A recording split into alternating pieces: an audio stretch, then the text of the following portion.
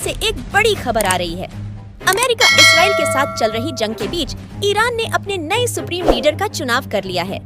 Iran की assembly of experts यानी मजलिस खुबरागान ने आयतुल्लाह सैयद अली खामने के बेटे मुस्तफा खामने को देश का नया सुप्रीम लीडर चुन लिया है। वेस्टर्न मीडिया में इसको लेकर खबरें आने लगी हैं, लेकिन ईरान की तरफ से इसका बाज़ाब्ता यानी ऑफिशियल ऐलान होना बाकी है। ईरान में हो रहे इजराइल अमेरिका के जबरदस्त हमलों और ईरान की तरफ से भयानक पलटवार के बीच ईरान की असेंबली ऑफ एक्सपर्ट ने इस मुश्किल चैलेंज को पूरा कर दिया है। आयतुल्लाह अली खामने की शहादत के बाद ईरान को एक ऐसी क़यादत, एक ऐसे नेतृत्व की जरूरत है जो अमेरिका इसराइल की किसी भी साजिश को नाकाम कर सके। इमाम खामने की शहादत से बना नेतृत्व का एक बड़ा शून्य तुरंत भरना जरूरी था। ईरान इंटरनेशनल और दीगर मीडिया आउटलेट्स की रिपोर्ट के अनुसार 88 आला दर्जे के मौलवियों वाली इस सभा ने 56 साल के मुस्तफा खामने को ईरान की कमान सौंपने का फैसला लिया है। सूत्रों का दावा है कि मुस्तफा खामने के चुनाव के पीछे ईरान के शक्तिशाली इस्लामिक रेवोल्यूशन गार्ड कॉर्प्स यानी IRGC का भारी दबाव रहा है। सेना और IRGC ने युद्ध और संकट के इस समय में मुस्तफा को सत्ता के लिए ईरान में सबसे सही और सुरक्षित विकल्प माना है।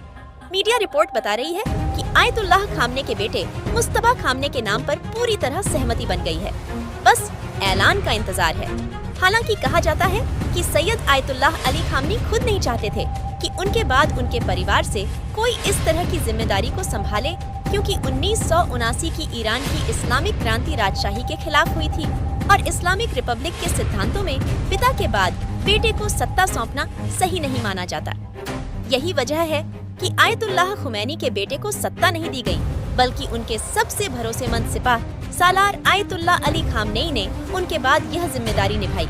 लेकिन मौजूदा सूरत-ए-हाल में मुस्तफा खामनेई हर लिहाज से सुप्रीम लीडर के ओहदे के लिए अहल माने जा रहे हैं। मुस्तफा आयतुल्लाह खामनेई के दूसरे बेटे हैं। उन्होंने कभी भी कोई औपचारिक सरकारी पद अब तक नहीं संभाला, लेकिन उन्हें अपने पिता के ऑफिस में एक प्रभावशाली शक्तिशाली रणनीतिकार माना जाता रहा है।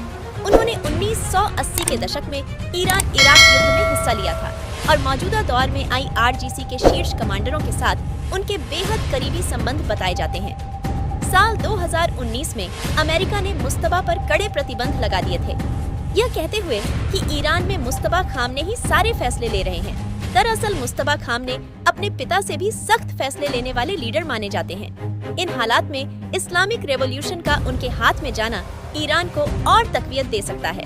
ऐसा करके ईरान में IRGC यह भी बताना चाह रही है कि ईरान अब अपनी नीतियों में कोई नरमी नहीं लाएगा, बल्कि अमेरिका, इसराइल और उनके दोस्तों को बेहद सख्ती से जवाब देगा।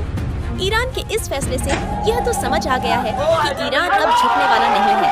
वह लड़ेगा और जंग को भी अपनी शर्तों पर ले जाएगा। तो ये थी आज की बड़ी और जरूरी खबरें। वेब इंडिया न्यूज पर हम आपको देते हैं हर खबर की पूरी सच्चाई, तेज, सटीक और बेखौफ।